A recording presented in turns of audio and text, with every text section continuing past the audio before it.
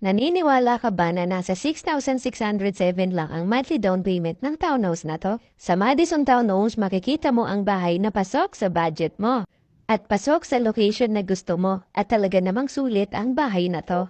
Mura at kaya ng empleyado, business owner, pag-ibig and non-pag-ibig member, pasok ka dito.